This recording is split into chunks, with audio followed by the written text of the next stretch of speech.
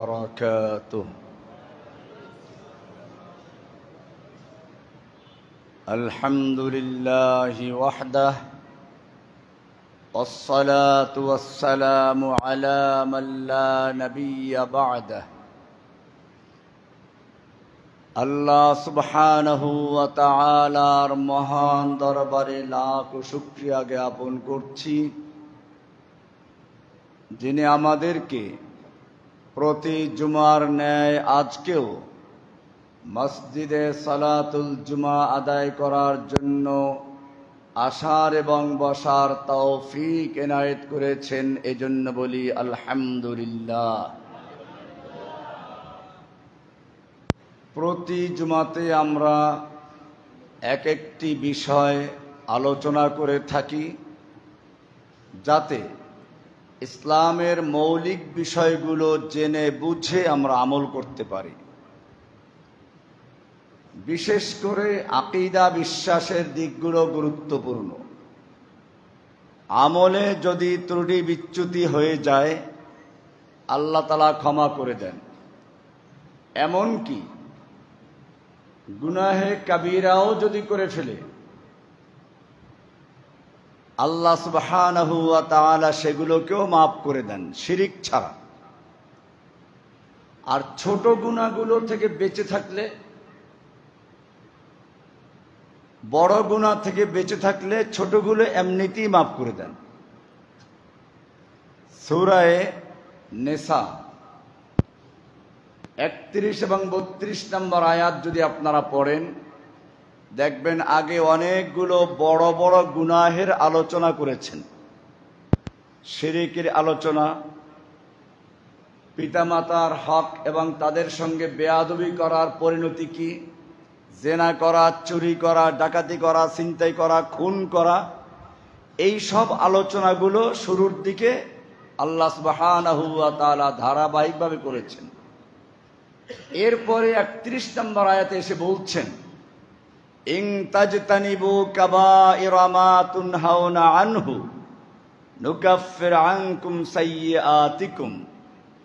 তোমরা যদি তোমাদের যে সকল কাজ থেকে বারণ করা হয়েছে, নিষিদ্ধ করা হয়েছে, এর মধ্য থেকে বড় বড় গুনাহগুলো থেকে বেঁচে থাকো, ছোটগুলো আমি এমনি মিটিয়ে দেব।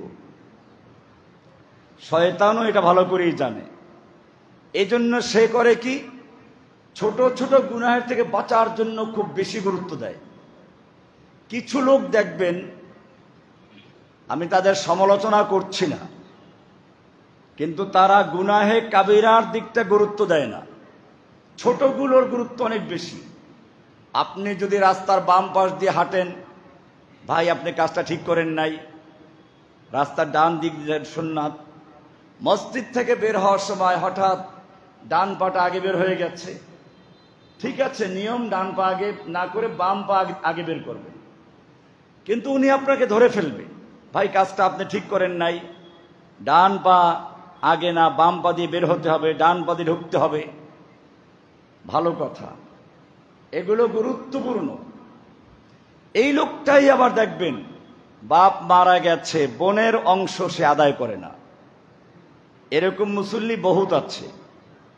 বাপ মারা গেলে পরে বোনেরা বাবার বাড়ি আসে, আদর পায় না, বাবার কবরটা জিয়ারত করে চলে যায় আর চোখের পানি ঝরায়। ভাইয়ের কাছে আদর নেই, ভাইয়ের বউয়ের কাছে আদর নেই, কারণ তারা মনে মনে ভাবে বোন বোধহয় জমির ভাগ নেওয়ার জন্য এসেছে। অথচ এই লোকটা কিন্তু বাম পা দিয়ে মসজিদে ঢুকলে আপনাকে ধরে ফেলবে। আল্লাহ সুবহানাহু ওয়া তাআলা এটা বলেছেন, শয়তানের একটা কৌশল এটা। শয়তান ছোট ছোট গুনাহের থেকে বাঁচাবার জন্য আপনাকে অনেক গুরুত্ব দিবে, বড়গুলো থেকে যাতে না বাঁচতে পারে, বড়গুলোয় লিপ্ত করবে। আর আল্লাহ বলছেন উল্টা। আল্লাহ সুবহানাহু ওয়া তাআলা বলেছেন, ইন তাজতানিবু কাবাইরা মা তুনহাউনা আনহু। তোমাদেরকে যে সকল গুনাহের থেকে বাঁচার জন্য বাঁচতে বলা হয়েছে, নিষেধ করা হয়েছে, এইগুলোর বড় বড় গুনাহের থেকে যদি তোমরা বেঁচে থাকতে পারো, নুকাফির আনকুম সাইয়্যাতিকুম, আমি তোমাদের ছোট ছোট গুনাহগুলোকে মুছে ফেলে দিব। খালি মাফ কর বলে না, আল্লাহ শব্দ বলেছেন নুকাফির আনকুম সাইয়্যাতিকুম। এটা এরকম, আপনি একটা চাকরি করেছেন, সেখানে আপনার একটা কালো দাগ আছে, তার মানে আপনি কোনো অন্যায় করেছেন। এখন যত জায়গায় আপনি চাকরির জন্য যান, ওই অন্যায়টার কারণে, সেই কালো দাগের কারণে আপনার কোথাও চাকরি হচ্ছে না। যদি আপনার আমলনামায় গুনাহের দাগ থেকে যায়, কিয়ামতের মাঠে আল্লাহ মুমিনদেরকে ডান হাতে আমলনামা দিবেন, তারা বন্ধু বান্ধবকে ডাকবে খুশিতে, হা উমুকরাউ কিতাবিয়া, আসো আমার আমলনামা পড়ে দেখো কি সুন্দর আমল লেখা আছে, আমি কত ভালো কাজ করেছি সব লেখা আছে, আল্লাহ আমাকে পুরস্কৃত করেছেন। কিয়ামতের মাঠে এরকম ডাকবে। কিন্তু আপনার আমলনামায় যদি গুনাহের কালো দাগ থাকে, আপনি তাহলে ডাকতে সাহস করবেন না, কারণ আপনি জানেন গুনাহগুলো এখনো রয়ে গেছে। আল্লাহ সুবহানাহু ওয়া তাআলা আপনাকে লজ্জিত করতে চান না, সেজন্য কোরআনে বলেছেন নুকাফির আনকুম সাইয়্যাতিকুম, যদি তোমরা বড় বড় গুনাহগুলো থেকে বেঁচে থাকতে পারো, আমি তোমাদের ছোট গুনাহগুলোকে একেবারে মুছে ফেলে দেব। এটা একটা আয়াত। আর যদি আপনি ভালো করে তওবা করেন, আল্লাহ বলছেন খালি মুছে দেব তা না, উলাইকা ইউবাদদিলুল্লাহু সাইয়্যাতিহিম হাসানাত, আল্লাহ তাদের ন্যাক আমলগুলোকে গুনাহগুলোকে ন্যাক আমলে তারা পরিবর্তন করে দিবেন, পরিবর্তন করে দিবেন। গুনাহ তো থাকবেই না, গুনাহগুলোকে আল্লাহ সুবহানাহু ওয়া তাআলা ন্যাকের দ্বারা বদলে দিবেন, পরিবর্তন করে দিবেন। এই কারণে একজন মুমিনের প্রথম কাজ হলো তার আকীদা, বিশ্বাসকে ক্লিয়ার করা, যাতে তার আকীদার মধ্যে শিরিক না থাকে। শিরিক নিয়ে যদি কেউ মারা যায়, সে যত নেক আমল করুক তার ক্ষমা নাই। অপরদিকে শিরিক নেই, অন্যান্য গুনাহ আছে, যদি জাহান্নামে যেতে হয় শাস্তি ভোগ করে হলেও সে এক সময় জান্নাতে যাবে। কোরআন সুন্দর করে বলেছে, সূরা নিসার 2 জায়গায় আয়াতটা আছে। একটা হচ্ছে সূরা নিসার 48 নম্বর আয়াত, আর একটা হচ্ছে সূরা নিসার 116 নম্বর আয়াত, একই বিষয়। ইন্নাল্লাহা লা ইয়াগফিরু আন ইউশরাকা বিহি ওয়া ইয়াগফিরু মা দুনা যালিকা লিমান ইয়াশা, আল্লাহ তাআলা ক্ষমা করবেন না। লা ইয়াগফিরু, আল্লাহ ক্ষমা করবেন না, আন ইউশরাকা বিহি, আল্লাহর সঙ্গে যে শিরক করা হয় সেই শিরকের গুনাহ, ওয়া ইয়াগফিরু মা দুনা যালিকা লিমান ইয়াশা, আর এর নিচে যত গুনাহ আছে আল্লাহ তাআলা যার বেলা ইচ্ছে করবেন ক্ষমা করে দিবেন। এরপরে কোরআনের আরেক জায়গায় বলেছেন ইন্নাহু মান ইউশরিক বিল্লাহি, নিশ্চয়ই যে ব্যক্তি আল্লাহর সঙ্গে শিরক করলো, ফাকাদ হাররামাল্লাহু আলাইহিল জান্নাহ, আল্লাহ তাআলা তার উপরে জান্নাতকে হারাম করে দিয়েছেন। জান্নাত কি করেছেন? আপনি বলবেন জান্নাত হারাম, সমস্যা নাই, আমি জান্নাত আর জাহান্নামের মাঝখানে একটা ঠিকানা আছে আরাফ, ওখানে থাকবো। আল্লাহ বলছেন না, পরের আয়াত, ওয়া মাওয়াহুন নার, ওর ঠিকানা হচ্ছে আগুন, জাহান্নাম। এখনো আপনি মনে মনে ভাবছেন যে অসুবিধা নেই, আমাকে আমার পিসাব হুজুর বের করে নিয়ে আসবেন, শয়তান বলবে, এটা পরামর্শ দেয়। আল্লাহ বলছেন না, ওয়া মা লিয-যালিমিনা মিন আনসার, শিরিকের জুলুম যারা করে, শিরিকের জুলুমে যারা লিপ্ত, এটা তা কেউ তাদেরকে ছাড়াতে পারবে না। কারণ শিরিক হচ্ছে বড় জুলুম, আল্লাহর উপরে জুলুম করা। সূরা লোকমানের আয়াত, ইন্নাশ শিরকা লা যুলমুন আযীম। এই কারণে আল্লাহ সুবহানাহু ওয়া তাআলা বারবার মুমিনদেরকে সতর্ক করেছেন শিরিকের ব্যাপারে। আপনি দেখুন, মা বাবার হুকুম পালন করতে কোরআন অনেক গুরুত্ব দিয়েছে। এই মা বাপ যদি শিরিকের কাজে লিপ্ত করতে চায়, মা বাপ আপনাকে বাধ্য করছে তাদের ভণ্ড পীরের কাছে নিয়ে যাবে, পীরের পায়ে সেজদা করানোর জন্য, পীরের মাজারে গিয়ে পশু জবাই করার জন্য, পীরের মাজারে মান্নত করার জন্য আপনি করবেন? কোরআন বলছে না। ওয়াইন জাহাদাকা, পিতা মাতা উভয়জন যদি তোমাকে বাধ্য করে, চেষ্টা করে তোমার দিয়ে শিরক করাবার জন্য, তুমি তা করবে না, সে যেই হোক না কেন। ফালা তুতি'হুমা, তুমি তাদের ইতাআত করবে না, আনুগত্য করবে না। তবে ওয়াসাহিবহুমা ফিদ দুনিয়া মা'রুফা, দুনিয়ার অন্য অন্য ক্ষেত্রে ভালো আচরণ করো, পিতামাতার সাথে ভালো আচরণ করবে, কিন্তু শিরকের ক্ষেত্রে তাদের মান্য করা যাবে না। এই কারণে একজন মুসলিমকে বুঝতে হবে শরিয়াতের অনেক বিষয় আছে, যে বিষয়গুলো শাব্দিক অর্থে একরকম, পরিভাষায় আর এক রকম। মনে করুন বাংলা শব্দ কম্বল, আমরা কম্বল বলতে বুঝি শীতকালে যেটা গায়ে দেওয়া হয় গরমের জন্য, কিন্তু সিলেটে গিয়ে বলেন কম্বল,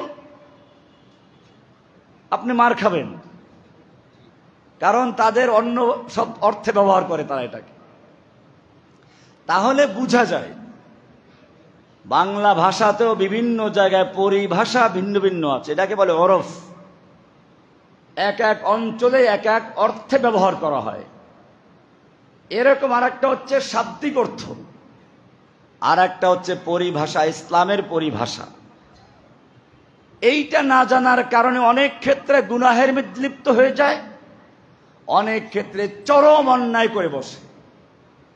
বর্তমান সময়ে আপনারা দেখবেন একজন বক্তা বলেছেন সাংবাদিকদের খুশি করার জন্য সংবাদ সম্মেলনে গিয়ে, যে নবী অর্থ হচ্ছে সংবাদ, নাবাউন থেকে সংবাদ, অতএব সংবাদ যিনি দেন তিনি সাংবাদিক, অতএব নবীও সাংবাদিক ছিলেন।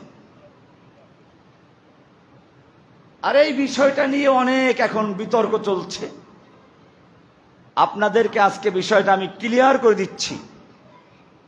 শাব্দিক অর্থ যাই হোক, ইসলামে তা গ্রহণযোগ্য নয়। ইসলামের নিজস্ব পরিভাষা আছে, ওই পারিভাষিক অর্থটা গ্রহণযোগ্য। নবী শব্দের অর্থ কি? নবী কেউ কেউ বলেছেন নাবাউন থেকে, ঠিক আছে, যার অর্থ সংবাদ। নবীরা সংবাদ দেন, তবে সাংবাদিক নয়। কোরআনে দর্শন আছে, তবে দর্শনের কিতাব নয়। কোরআনে বিজ্ঞান আছে, তবে কোরআন বিজ্ঞানের বই নয়। কোরআনে ইতিহাস আছে, কোরআন কোন ইতিহাসের বই নয়। কোরআনে অর্থনীতি আছে, তাই বলে কোরআন কোন অর্থনীতির বই নয়। কোরআনে সমাজনীতি আছে, রাষ্ট্রনীতি আছে, তাই বলে কোরআন সমাজনীতি রাষ্ট্রনীতির বই নয়। কোরআন হচ্ছে আল্লাহর কালাম। কোরআনেরও একটা সংজ্ঞা আছে, আল কোরআনু কালামুল্লাহ। কোরআন হচ্ছে আল্লাহর কালাম, যেই কালাম আল্লাহর পক্ষ থেকে জিবরাইল নিয়ে এসেছেন, আল্লাহর রাসূল তা মুখস্থ করেছেন, সাহাবায়ে কেরামদের মুখস্থ করিয়েছেন, সেখান থেকে আজ পর্যন্ত আমাদের কাছে বর্ণিত হয়ে এসেছে, যা কোরআনের 2 মলাটে লেখা রয়েছে, এটার নাম কোরআন। এখন যদি কেউ বলে কোরআন মানে পড়া, করা ইয়াকরা মানে পড়া, কোরআন মানে বহুল পঠিত, অতএব যে বই সবচেয়ে বেস্ট সেলার, বেশি পড়া হয়, ওটা কোরআন বলা যাবে এরকম? কারণ কোরআনের একটা পারিভাষিক অর্থ আছে, ওটাই কোরআন। শব্দ অর্থে যদি বহুল পঠিত অনেক বই থাকে, তাকে কোরআন বলা হবে না। খ্রিস্টানদের বাইবেল খ্রিস্টানরা পড়ে, বহুল পঠিত, শব্দ অর্থে কোরআন বললে বলা যায়। আপনি কোরআন বলবেন এটাকে? এরকম হিন্দুদের গীতা বলেন, আরো যে ধর্মগ্রন্থগুলো আছে সেগুলো তারা অনেকেই পড়ে, বহুল পঠিত। এখন বলবেন কোরআন শব্দের অর্থ তো পড়া, বলা যাবে না। কোরআনের একটা নিজস্ব অর্থ আছে, ওটা কোরআন। অন্য কোন বই যতই পড়া হোক না কেন, তাকে আমরা কোরআন বলবো না। ঠিক তেমনি ভাবে নবী শব্দের অর্থ একটা পরিভাষাগত অর্থ। নবী কাকে বলে? হুয়া ইনসানুন। নবী ওই মানুষকে বলা হয়, বাআসাহুল্লাহু ইলান নাস, যাদেরকে আল্লাহ রাব্বুল আলামিন মানুষের কল্যাণে প্রেরণ করেছেন।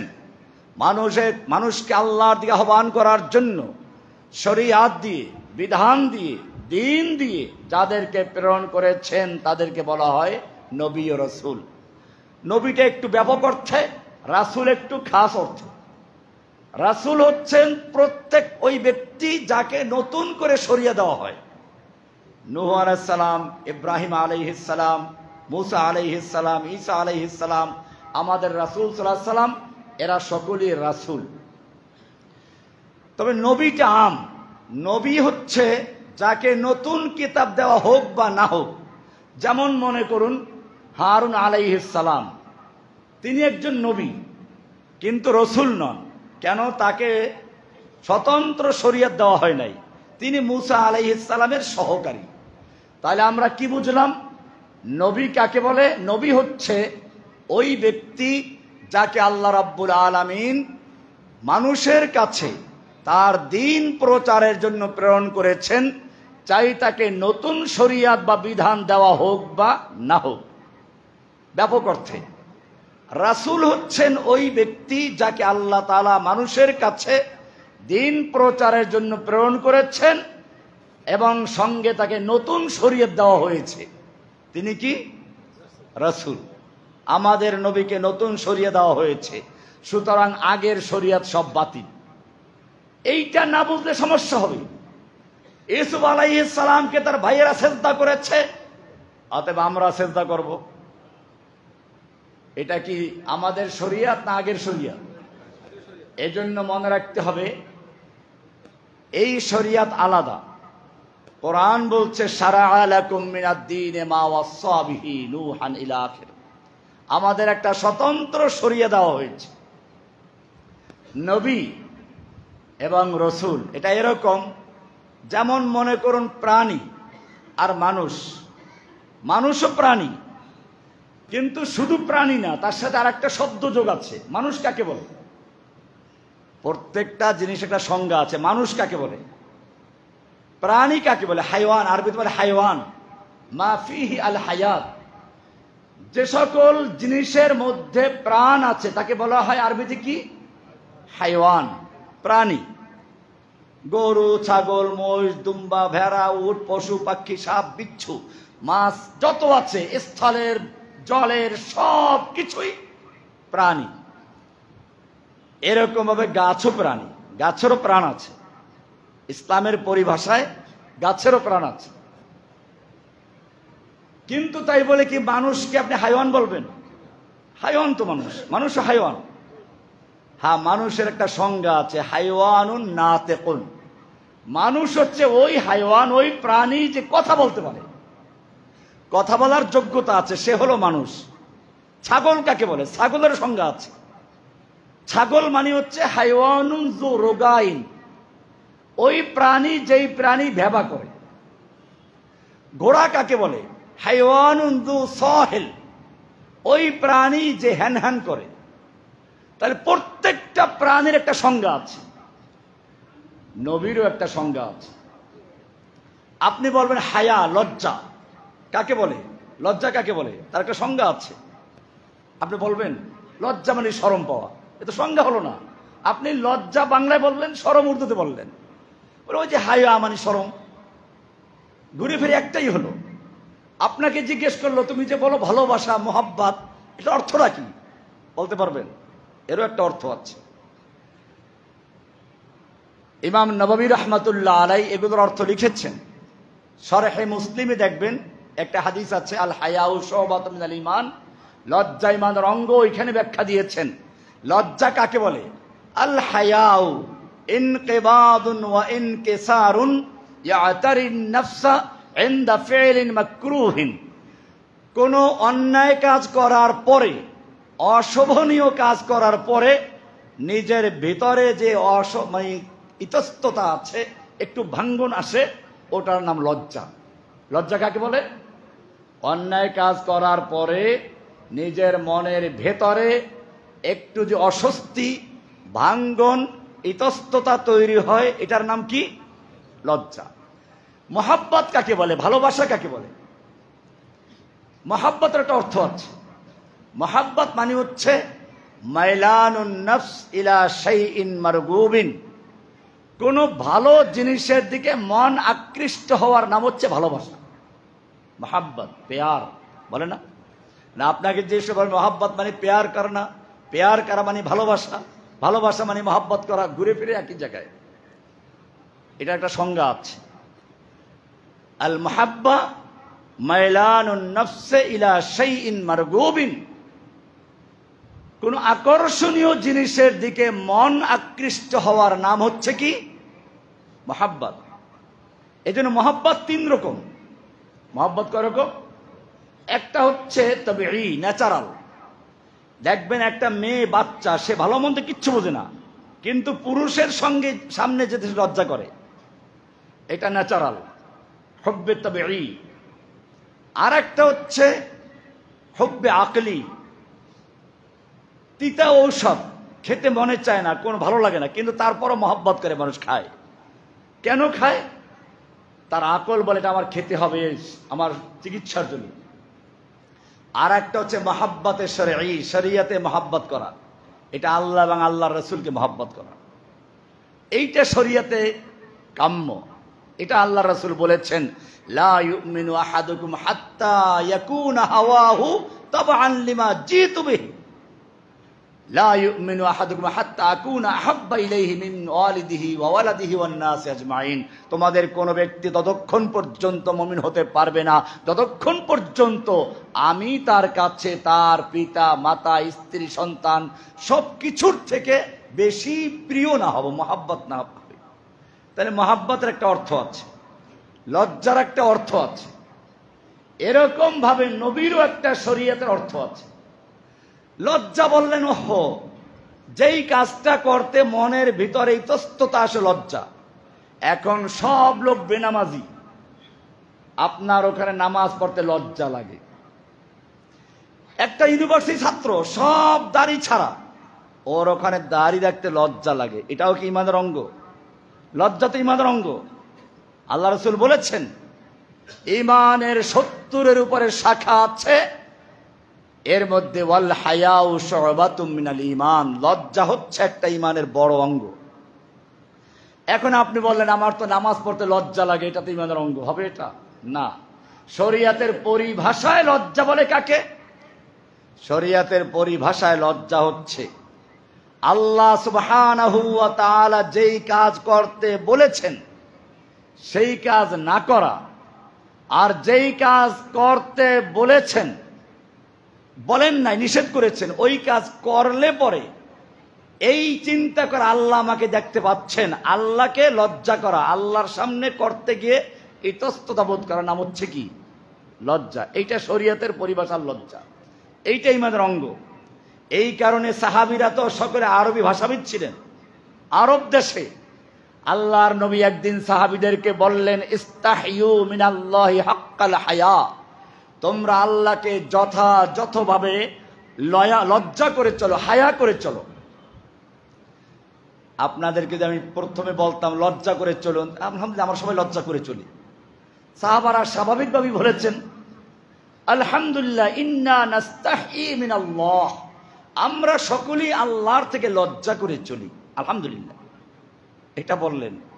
আল্লাহর রাসূল সাল্লাল্লাহু আলাইহি ওয়াসাল্লাম বললেন, না, তোমরা কিছুই বুঝো না। আসলে ব্যাখ্যা দিলেন, ওয়ালাকিন্নাল হায়া মান হাফিজার রাসা ওয়া মা ওয়া ওয়াল বাতনা ওয়া মা হাওয়া ওয়া যাকারাল মাউতা ওয়াল বিলা ফাকাদ ইস্তাহিয়া মিনাল্লাহি হাক্কাল হায়া। হায়া মানে হচ্ছে মাথাকে এবং মাথার সাথে সংশ্লিষ্ট সকল জিনিসকে হেফাজত করে চলা, আল্লাহর নির্দেশ মতো চলানো। এখন মাথা এবং মাথার সাথে সংশ্লিষ্ট কি? মাথার সাথে সংশ্লিষ্ট আছে চোখ, নাক, কান, মুখ, এগুলো। চোখ দিয়ে অন্যায় জিনিস না দেখা, আল্লাহ যা দেখতে বলেছেন তা দেখা, যা দেখতে বলেন নাই তা না দেখা। কান দিয়ে যা শুনতে বলেছেন তা শোনা, যা শুনতে নিষেধ করেছেন তা না শোনা। চোখ দিয়ে, নাক দিয়ে, কান দিয়ে, জিহ্বা দিয়ে, মুখ দিয়ে আল্লাহ যা খেতে বলেছেন তা খাওয়া, যা খেতে নিষেধ করেছেন তা না খাওয়া। এই হলো এক। দ্বিতীয় হচ্ছে মাথার মধ্যে আরো কিছু আছে, এই ইন্দ্রিয়গুলো যেমন আছে, ভিতরে আরো 5টা ইন্দ্রিয় আছে। আপনি যখন চোখ দিয়ে দেখেন, একটা ক্যামেরার মতো ছবি তুলে আসে, ছবিটা মাথায় চলে যায় প্রথম অংশে, এবারে মাথার দ্বিতীয় অংশে গিয়ে ওটা গবেষণা হয়, তৃতীয় অংশ ওটাকে সংরক্ষণ করে। আর যার এই শক্তিগুলো বেশি শক্তিশালী, তার মেধা শক্তি অনেক বেশি। একই জিনিস আপনিও শুনেছেন, আরো 10 জনে শুনেছে। 1 মাস পরে আপনাকে জিজ্ঞেস করে আপনি টপ টপ করে বলে দিলেন, আর একজনে বলতে পারলো কিন্তু একটু ভেবা করে, হ্যাঁ কি যেন, হ্যাঁ মনে পড়ছে, ঠিক আছে, ও মনে পড়েছে। আর একজনে মনে করতেই পারে নাই। কারণটা কি? কারণ হচ্ছে তার মাথার মধ্যে কুওয়াতে হাফেজা, কুওয়াতে মুতাসাররিফা, কুওয়াতে খেয়ালিয়া, 5টা শক্তি। কয়টা শক্তি? আমাদের ইন্দ্রিয় যেমন 5টা, চোখ, নাক, কান, জিহ্বা, ত্বক, এরকম ভাবে মাথার মধ্যেও ইন্দ্রিয় কয়টা আছে? কারখানা আছে, কারখানা। আল্লাহ বলেছেন, আল্লাহু ইয়ালামু মা তাসনাউন, তোমাদের এই কারখানায় কি প্রোডাক্ট তৈরি করো আল্লাহ ভালো করেই জানেন। কারখানা কিভাবে হলো? আমার এখানে কোথা থেকে কারখানা আসলো? আল্লাহ বলেন আছে। ওই যে তুমি রাস্তায় একটা সুন্দর মেয়েকে দেখলা, ক্যামেরার কাজ হলো, চোখের কাজ ছিল ছবি তুলে নেওয়া, তারপরে যে তুমি তার সাথে যোগাযোগ করলা, কথা বললা, তার বাড়ি গেলা, তার সাথে এই সম্পর্ক করলা, এইগুলো কোথায় তৈরি হয়েছে? তোমার এই ভিতরের কারখানায়। এই কারণে কোরআন বলেছে আল্লাহু ইয়ালামু মা তাসনাউন। এই সবগুলোকে উদ্দেশ্য করে আল্লাহ রাসূল বললেন, ওয়ালাকিন মান হাফিজার রাসা ওয়া মা হাওয়া, যেই ব্যক্তি তার মাথাকে এবং মাথার সাথে সংশ্লিষ্ট সকল জিনিসগুলোকে হেফাজত করলো, সংরক্ষণ করলো, ওয়াল বাতনা ওয়া মা হাওয়া, এবং পেটকে এবং পেটের সঙ্গে যা কিছু আছে তা হেফাজত করলো। পেটকে মানে পেটের ভিতরে আল্লাহ যা ঢুকাতে বলেন নাই তা ঢুকায় নাই, যা ঢুকাতে বলেছেন তা ঢুকিয়েছে। এইটা লজ্জা করা। আল্লাহ দেখতে পাচ্ছেন। আপনি যদি একজন প্রধানমন্ত্রীর সামনে দাঁড়িয়ে থাকেন আর মনে করেন সে দেখতে পাচ্ছে, আপনি সতর্ক হয়ে যান, তার নিষেধগুলোকে আপনি বেঁচে চলেন, আদেশগুলো পালন করে চলেন। আল্লাহ সুবহানাহু ওয়া তাআলা আপনাকে হুকুম করেছেন পেটের ভিতরে কোনো কিছু ঢুকান যাবে না হালাল ছাড়া। হালালও সবগুলো না। আপনি হালাল পাইলেন, পেট ভরে ভরে খাইলেন না, এটা খুব খেয়াল রাখবেন। অনেক সময় মানুষেরা করে কি, খাবার বেশি হয়ে গেছে, কয় খান খান নাহলে নষ্ট হয়ে যাবে, খেয়ে ফেলেন, কষ্ট করে খেয়ে ফেলেন নাহলে খাবারটা নষ্ট হয়ে যাবে। আপনি চিন্তা করেন না আল্লাহ রাসূল কি বলেছেন? আল্লাহ রাসূল বলেছেন, শাররু ফি আইন ইয়ামলাউ ইবনু আদম, বনি আদম যত পাত্রে খাবার রাখে তার মধ্যে সবচেয়ে খারাপ পাত্র হচ্ছে পেট। খারাপ পাত্র কি? তাহলে আপনি যদি পরিমাণ মতো খাওয়ার পরে বাকিটা না খান, কমপক্ষে আপনি খারাপ পাত্রে রাখেন নাই, ওটা কুকুরে খাবে, বিড়ালে খাবে, নইলে নষ্ট হয়ে যাবে। কিন্তু আপনি পেটের ভিতরে রেখে করলেন কি? খাবারটাও নষ্ট করলেন, পেটটাও নষ্ট করলেন। কয়টা নষ্ট করেছেন? আল্লাহ রাসূল কি বলেছেন? শাররু ফি আইন, সবচেয়ে খারাপ পাত্র, যার ভেতরে মানুষ বিভিন্ন জিনিস রাখে, এই পাত্রগুলোর মধ্যে সবচেয়ে খারাপ পাত্র কি? পেট। আল্লাহ রাসূল সাল্লাল্লাহু আলাইহি ওয়াসাল্লাম বলেছেন, তোমরা পেটের 1 ভাগ খাও আর 1 ভাগ পানি খাও, তবে খাবার মধ্যে না। এটা ভুল কথা। অনেকে মনে করে খাবারের মধ্যে পানি খেতে আল্লাহ রাসূল বলেছেন, না, মোটেই বলেন নাই। খাবারের পরে পানি খাওয়া। আল্লাহ রাসূল খাবার আগে পানি খেতেন, খাবারের পরে গিয়ে পানি খেতেন। এখন ডাক্তার ওটাই বলে, খাবারের 10 মিনিট আগে পানি খেয়ে নেন, খাবারের 10 মিনিট পরে পানি খান, খাবারের মধ্যে পানি না খাওয়া। তো যাই হোক, ওয়াল বাতনা ওয়া মা হাওয়া, পেট এবং পেটের সঙ্গে যা আছে তা হেফাজত করো। এক তো পেটের ভিতরে কোনো হারাম জিনিস ঢুকানো যাবে না, দ্বিতীয়ত হালাল জিনিসও যা পাইবেন সব ঢুকাবেন না, যতটুকু প্রয়োজন অতটুকু ঢুকাবেন। এর বেশি ঢুকানো মানে হচ্ছে আল্লাহ রাসূলের ভাষায় আপনি সবচেয়ে খারাপ পাত্রে বেশি করে রাখলেন। অন্য জায়গায় না খাইলে পরে, অতিরিক্ত না খাইলে পরে হয়তো ওটা কুকুরে খাবে, বিড়ালে খাবে, নাহলে পিঁপড়ায় খাবে, কত প্রাণী আছে। এই জন্য বলা আছে, তোমরা হাড্ডি খেয়ে, মাংস খেয়ে হাড্ডি পানিতে ফেলো না, ওটা তোমরা শুকনো জায়গায় রেখে দাও, ফেলে দাও। কারণ ওর মধ্যে অনেকের খাবার আছে, পিঁপড়ার খাবার আছে, কুকুরের খাবার আছে, পানিতে ধুইলে আর ওই খাবারটা স্বাদ থাকবে না। ওয়াল বাতনা ওয়া মা হাওয়া, পেট এবং পেটের সঙ্গে যা আছে লজ্জাস্থান সহ। এখন তো বুঝতে পেরেছেন কত গুরুত্বপূর্ণ কথা। এরপরে বলেছেন ওয়া যাকারাল মাউতা ওয়াল বিলা, এরপরে সে মরে যাবে, মরে যাওয়ার পরে আবার তার পুনরুত্থান হবে, তার হাড্ডি পচে যাবে, গলে যাবে, এরপরে আবার তাকে উঠতে হবে, এই কথা বিশ্বাস করা। আল্লাহর নবীর সঙ্গে মক্কার কাফেরদের যেই কয়টা বিষয়ে দ্বিমত ছিল, এখানের মুসল্লিদের কাছে আশা করি সব ক্লিয়ার হয়ে গেছে। তাওহীদ একটা, রিসালাত দ্বিতীয়টা, আর একটা আছে আখিরাত। তারা বিশ্বাস করত, তাদের মধ্যে কয়েকটা গ্রুপ ছিল, যেমন এখনো আছে প্রকৃতিবাদী, এরকম ভাবে সময়ের পরিবর্তন বিবর্তনবাদী। এটার উপরে আমার এই মাসের 31 তারিখ একটা আলোচনা আছে কাকরাইলে, ডিপ্লোমা ইঞ্জিনিয়ার্স ইনস্টিটিউশন, আগামী মানে এই শেষ শুক্রবারে, ওখানে আপনারা গেলে পাবেন, বিস্তারিত আলোচনা হবে। তো যাই হোক, আমি এই সংক্ষিপ্ত সময়ে ওটা বিস্তারিত বলতে পারবো না। আখিরাত, আল্লাহর নবীর সঙ্গে ইসলামের সঙ্গে মক্কার কাফেরদের যেই তিনটা বিষয়ে পার্থক্য ছিল, তার মধ্যে একটা হলো তাওহীদ, দ্বিতীয় রিসালাত, তৃতীয় হচ্ছে আখিরাত। এই কারণে আল্লাহর নবী যখন বললেন মৃত্যুর পরে আবার পুনর্জীবন করা হবে, উঠানো হবে, হিসাব নিকাশ হবে, তখন মক্কার লোকেরা অত শিক্ষিতই ছিল, দার্শনিক বিজ্ঞানী তখনও ছিল। এক দার্শনিক মরুভূমির মাঠে চলে গেছে, পুরাতন একটা হাড্ডি নিয়ে আসছে, কয়েক হাজার বছরের হাড্ডি, উটের হাড্ডি, নলার হাড্ডি। এক পাশ দিয়ে বাতাস ঢুকে ফুল মারলো, আর এক পাশ দিয়ে বের হয়ে চলে গেছে, দেখালো এটা অসাড়, এর ভিতরে কিচ্ছু নাই। এরপরে পুরাতন হাড্ডি হাতে চাপ দিয়ে পাউডার করলো, এরপরে আর এক ফু উড়িয়ে দিল। এরপরে সে আল্লাহর নবীকে বলল, মাইয়ুহিল ইযামা ওয়া হিয়া রামীম, তুমি যে বলো এই হাড্ডি আবার জীবিত হবে, কি করে হবে? এই পুরাতন হাড্ডি যার ভিতরে কোনো রুহের কিছু নেই, প্রাণ শক্তি বলতে কিছু নেই, পাউডার করে উড়িয়ে দিয়েছি, এইটা আবার কি করে আল্লাহ তাআলা জীবিত করবেন? আল্লাহর নবীকে প্রশ্ন করা মানে কাকে প্রশ্ন করা? সূরা ইয়াসিনের শেষে পাবেন এটা, সূরা ইয়াসিনের শেষে এই আলোচনাটা আছে। অদরাবা লানা মাসালাউ ওয়া নাসিয়া খালকাহ, আল্লাহ বলছেন অদরাবা লানা মাসালান, আমার সামনে এই পুচকে বিজ্ঞানী একটা মাসাল, একটা যুক্তি দাঁড় করিয়েছে। ওয়া নাসিয়া খালকাহ, আর সে নিজের সৃষ্টিটা ভুলে গেছে। এটা একটা দুর্বল উইকেট দাঁড় করালেন, খোঁচা মারলেন, ওয়া নাসিয়া খালকাহ, সে নিজের সৃষ্টি ভুলে গেছে। এরপরে আল্লাহ জোর দিয়ে বলছেন, কুল ইউহয়িহাল্লাযী আনশাহা আউয়ালা মাররা, হে নবী আপনি বলে দিন, এই পুরাতন হাড্ডি যেটা পাউডার করে উড়িয়ে দেওয়া হয়েছে, এই হাড্ডি যিনি প্রথমবার তৈরি করেছিলেন, কিভাবে তৈরি করেছেন জানো?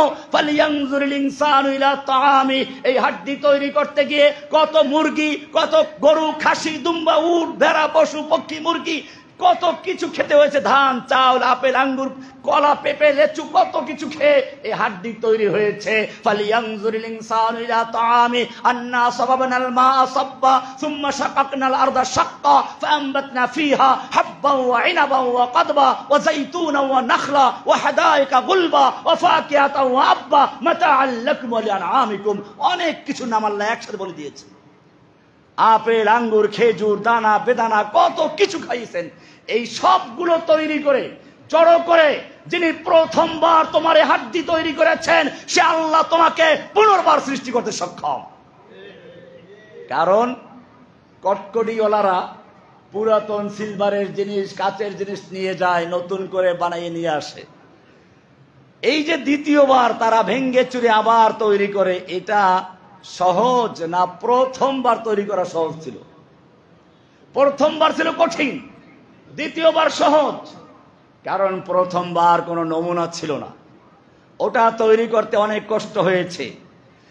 আল্লাহ বলছেন যে আল্লাহ তাআলা সর্বপ্রথম বিনা নমুনায় এই সব কিছু সৃষ্টি করেছেন, আপনি ওই পুচকে বিজ্ঞানীকে বলে দিন, কুল ইউহয়িহাল্লাযী আনশাহা আউয়ালা মাররা, তিনি আল্লাহ যিনি প্রথমবার এইটাকে সৃষ্টি করেছেন।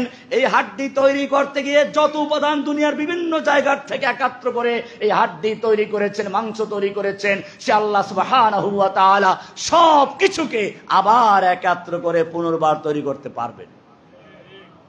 বলছিলাম যে বিষয়টা লজ্জা। আল্লাহ রাসূল লজ্জা করো। সাহাবারা বলেন আলহামদুলিল্লাহ আমরা লজ্জা করছি। বলেন না, এই লজ্জা না।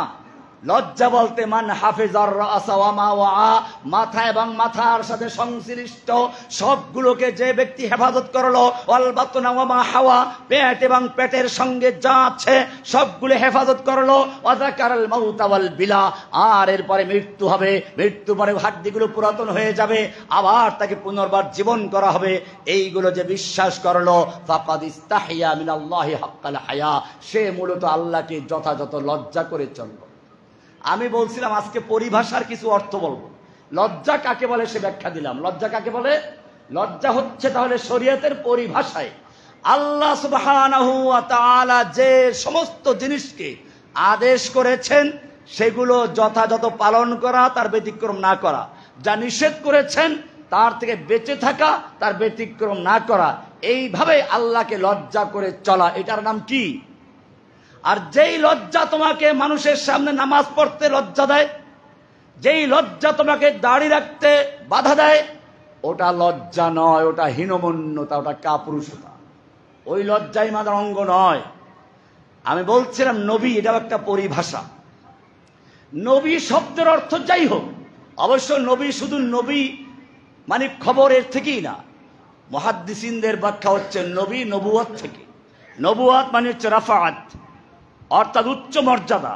নবী হচ্ছে সেই মহান ব্যক্তি যাকে আল্লাহ সুবহানাহু ওয়া তাআলা অন্য মানুষের উপরে উচ্চ মর্যাদা দিয়ে সৃষ্টি করেছেন। তিনি হচ্ছেন নবী। তিনি সাংবাদিক না, তিনি সংবাদ দেন, তাই বলে সাংবাদিক না। কোরআন সেজন্য বলছে লা তাজআলু দুআ আর রাসূল কাদুআই বাদিকুম বাদা, তোমরা একে অপরকে যে সব নামে ডাকো খবরদার নবীকে সেই সব নামে ডাকতে পারবে না। কোরআন পরিষ্কার করে দিয়েছে। ইসলামের একটা পরিভাষা আছে। আমরা নবী কাকে বলে সে বিষয়ে আলোচনা করলাম। সুতরাং কোন মানুষকে সংবাদ দেয় বলে নবী বলা যাবে না। একজন সাংবাদিককে নবী বলা যাবে না, আবার একজন নবীকে সাংবাদিকও বলা যাবে না। কেন? সাংবাদিকের আলাদা আরবি আছে। সাংবাদিক মানে আরবিতে সাহাফি। কি নাম? সাহাফি। তাহলে আপনি যদি সাংবাদিকদেরকে বলেন যে নবী মানে সংবাদ খবর, অতএব নবী মানে সাংবাদিক, তাহলে সাংবাদিকদেরকেও নবী বলতে হবে, কারণ তারাও তো সংবাদ দেয়। তাহলে আমরা কি সাংবাদিকদেরকে নবী বলবো না? এই জন্য এই বিষয়গুলো ভালো করে বুঝতে হবে। এখানে সমস্যাটা কোন জায়গায়? শরিয়াতের পরিভাষা বুঝতে হবে। শরিয়াত শব্দ অর্থ যাই হোক না কেন, পরিভাষায় যে অর্থ, ওই অর্থ উদ্দেশ্য করতে হবে। এমনি ভাবে আল্লাহ সুবহানাহু ওয়া তাআলা কোরআনে সুন্দর করে বলেছেন সূরা নিসার 163 নম্বর আয়াতে, ইন্না আওহাইনা ইলাইকা কামা আওহাইনা ইলা নূহি ওয়ান নাবিয়্যিনা মিন বাদি। এখানে নবী বলা হয়েছে যাদের প্রতি আল্লাহ ওহী করেছেন, যাদেরকে আল্লাহ তাআলা নবুয়তের জন্য নির্বাচন করেছেন, তারা হচ্ছেন নবী। কোরআন বলছে আল্লাহু ইয়াসতাফি মিনাল মালায়েকাতি রাসূলাও ওয়া মিনান নাস। সুতরাং ইনসান নবী হচ্ছে ওই মানুষ যেই মানুষকে আল্লাহ সুবহানাহু ওয়া তাআলা দ্বীন পৌঁছানোর জন্য, দ্বীন প্রচারের জন্য ওহী দিয়ে, নবুয়ত দিয়ে প্রেরণ করেছেন, তারাই হচ্ছে নবী। নবীরা সরাসরি আল্লাহর সাথে কথাও বলতে পারেন, যেমন মুসা আলাইহিস সালাম বলেছেন পর্দার আড়াল থেকে অথবা জিবরিলের মাধ্যমে ওহী প্রাপ্ত হয়ে থাকেন। অনেক শব্দ কোরআনে আছে, আল্লাহরও অনেকগুলো নাম আছে। সেই নামগুলোকে আল্লাহ, সেই নাম দিয়ে আল্লাহকে ডাকতে হবে। আপনি নিজের পক্ষ থেকে নাম দিতে পারবেন না। মনে করুন আল্লাহর নাম আছে রহমান, রহিম, খালেক। খালেক মানে সৃষ্টিকর্তা। আল্লাহ সৃষ্টি করেছেন, তাই তার নাম কি? খালেক। এখন আপনি বলবেন ঠিক আছে, কোরআনে আছে গদাবা, আল্লাহ রাগ করেন, কাজী গদাবা মানে রাগ করা। আল্লাহর নাম রাখবো আল গাদেব, রাগী। এই নাম রাখা যাবে? কেন ভাই? শব্দ অর্থ তো রাগ তো আছে, রাখা যাবে না, রাখা যাবে না। আল্লাহর নাম আল্লাহ নিজে রেখেছেন। কোরআন বলছে ওয়ালিল্লাহিল আসমাউল হুসনা, আল্লাহর অনেকগুলো সুন্দর সুন্দর নাম আছে। ফাদউহু বিহা, তোমরা আল্লাহকে ওই সব নামই ডাকবে। ওয়াদারুল্লাযীনা ইউলহিদুনা ফি আসমাইহি, যারা আল্লাহর নাম বিকৃত করে, আল্লাহর নামকে বিভিন্নভাবে পরিবর্তন করে, তোমরা ওদের থেকে দূরে থাকো। আমার এই আয়াত অনুযায়ী মনে হয় আমরা যে বলি খোদা, খোদা বলাও ঠিক না, কারণ আল্লাহর নামের মধ্যে খোদা নাই। কি নাই? খোদার স্ত্রীলিঙ্গ আছে, খোদা খুদি। আল্লাহর স্ত্রীলিঙ্গ নাই, এই জন্য আল্লাহকে গড বলা যাবে না। তার স্ত্রীলিঙ্গ হয়, তার বহুবচন হয়। আল্লাহ সুবহানাহু ওয়া তাআলা আল্লাহ, আল্লাহর নাম আল্লাহ নিজে নির্বাচন করেছেন। কোরআন পরিষ্কার করে দিয়েছে ওয়ালিল্লাহিল আসমাউল হুসনা, আল্লাহর অনেকগুলো সুন্দর সুন্দর নাম আছে। হাদিসে 99টা নামের কথা উল্লেখ করা আছে এবং বলা আছে যেই ব্যক্তি এই নামগুলো মুখস্থ করবে, যথাযথ অর্থ সহ মেনে চলবে, তার জন্য জান্নাতকে অবধারিত করে দেওয়া হবে। এখন আমরা দেখলাম আল্লাহ রাগ করেন, গদেবাল্লাহু, কাজী আল গাদেব নাম দেওয়া যাবে না। আল্লাহ লানত করেন, লাআনাল্লাহ, তাই বলে আল্লাহর নাম লাইন, আল্লাহ আইন একটা বাড়াই দিলেন, লানতকারী বলা যাবে? বলা যাবে না। কোরআনে বলা আছে কুফাররা মজাক করে, মস্কারি করে, ওয়ায়ামকুরুনা ওয়ায়ামকুরুল্লাহ, ওরা চক্রান্ত করে, আল্লাহ চক্রান্তের জবাব দেন। চক্রান্ত করেন, আল্লাহ চক্রান্ত করেন না। মূলত এগুলোকে বলা হয় কোরআনের ভাষার শৈলী, সৌন্দর্যতা। মানে ওয়ায়ামকুরুনা ওয়ায়ামকুরুল্লাহ, ওরা মকর করে, আল্লাহ মকরের জবাব দেন। এখন আপনি আল্লাহর একটা নাম বার করে, আল মাকের, মানে মক্কর করেনেওয়ালা। ভণ্ড ফকিরদের দেখবেন গান গায় মক্করের মক্করবাজি, মানে আল্লাহকে বলতেছে মক্কর, নাউযুবিল্লাহ মিন যালিক। এই নামগুলো দিয়েছে না, আল্লাহর নাম মাকের দেওয়া যাবে না। আল্লাহ এটা জবাব দিয়েছেন। কোরআনে আয়াতে বলা আছে আল্লাহু ইস্তাহজিউ বিহিম, ওরা আল্লাহর সাথে উপহাস করে, মজাক করে, আল্লাহ ওদেরকে মজাক করেন। তবে আল্লাহ মজাকের জবাব দেন, এটা বুঝতে হবে। এখন একজনের নাম দিল আল মুস্তাহজি, উপহাসকারী। আল্লাহ উপহাস করেন না।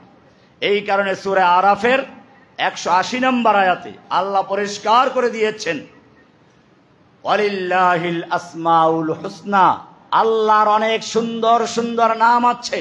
ফাদউহু বিহা, তোমরা আল্লাহকে ওই নামেই ডেকো।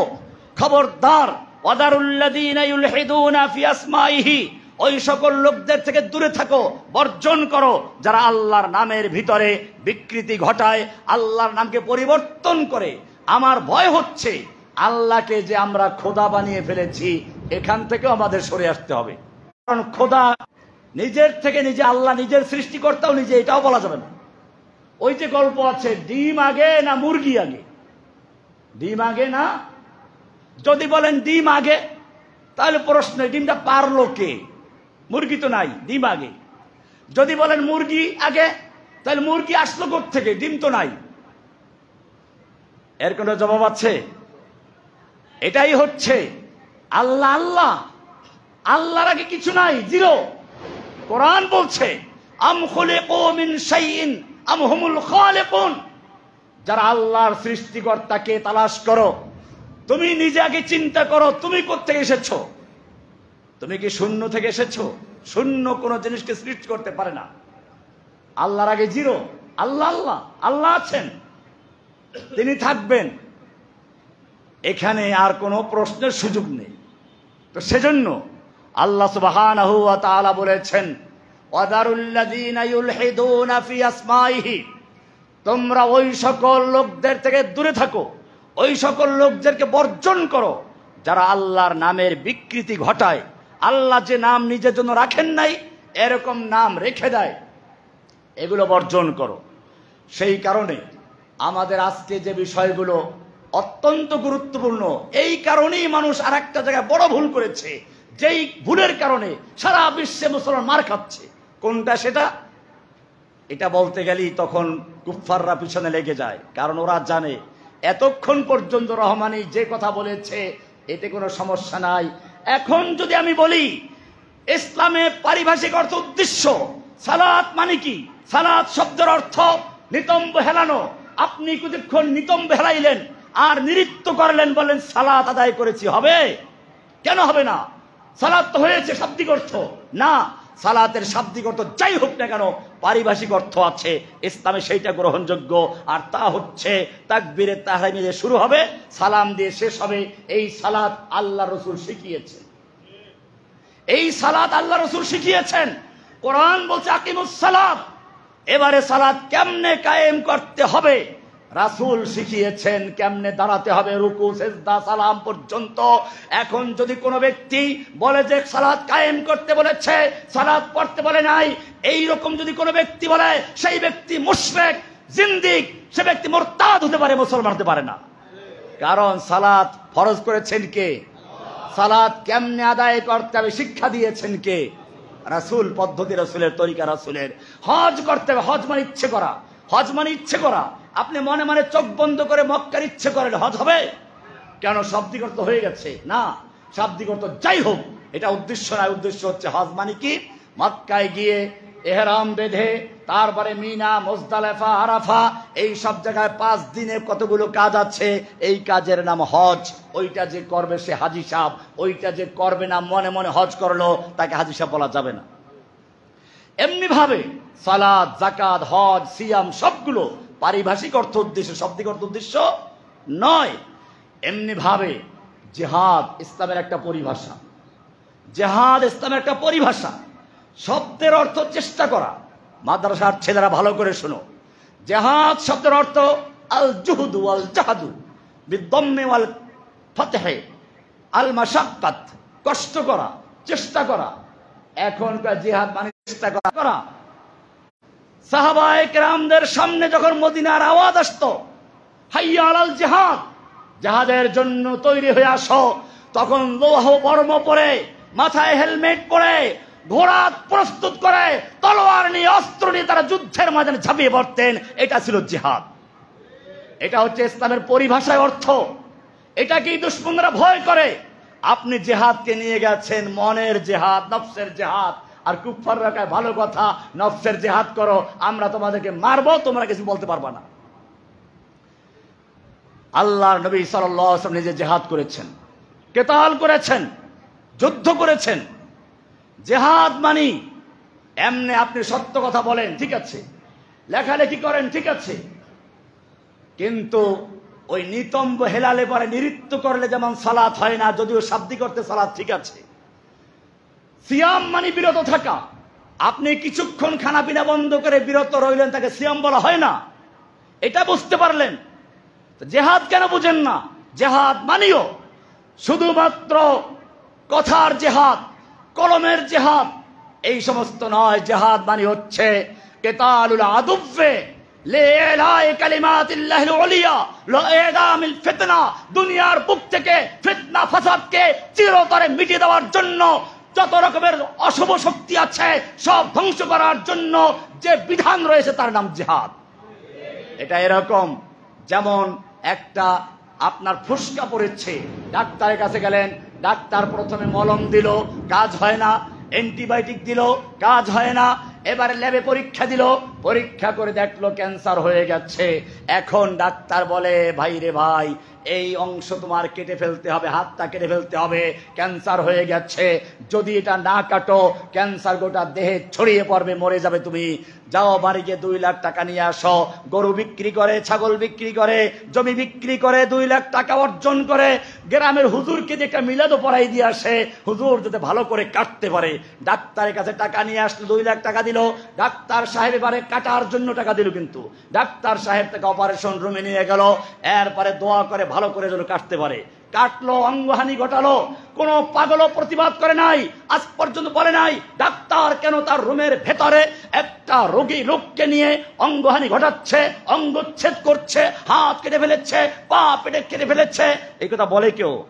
সকলেই বুঝে এই অঙ্গটা ক্যান্সার হয়ে গেছে, এটা না কাটলে পরে বাকি অংশ ক্যান্সার হয়ে যাবে। একজন ডাক্তার যেরকম ভাবে একটা লোকের দেহ নিয়ে চিন্তা করে, ইসলামের দৃষ্টিতে গোটা দুনিয়ার মানব জাতি একটা দেহ সমতুল্য, একটা অঙ্গ সমতুল্য। এইখানে যদি কোনো একটা মানুষ ক্যান্সার হয়ে যায়, দুনিয়ার থেকে তাকে অপারেশন করে ফেলে দাও, যদি তাকে ফেলে না দেওয়া হয় ওই ক্যান্সার গোটা দুনিয়াকে আক্রান্ত করবে, ফিতনা ফাসাদ ছড়াবে। এই যে ক্যান্সারকে অপারেশন করা, এটার নাম হচ্ছে জিহাদ। মুসলমান ভুলে গেছে সেই জিহাদকে। মুসলমান ভুলে গেছে ইহুদি একটা ক্যান্সার। এই ক্যান্সারের একমাত্র চিকিৎসা হচ্ছে জিহাদের মাধ্যমে, কেতালের মাধ্যমে দুনিয়ার থেকে ইহুদিদেরকে বিদায় করে দেওয়া। হিটলার এটা বুঝেছিল। হিটলার বলেছিল, আমি ইচ্ছে করলে সব ইহুদি মেরে ফেলতে পারতাম, কিন্তু আমি কিছু ইহুদি জীবিত রাখলাম যাতে পৃথিবীর মানুষ জানতে পারে ইহুদি কি জিনিস, আমি কেন মারলাম। ক্যান্সার।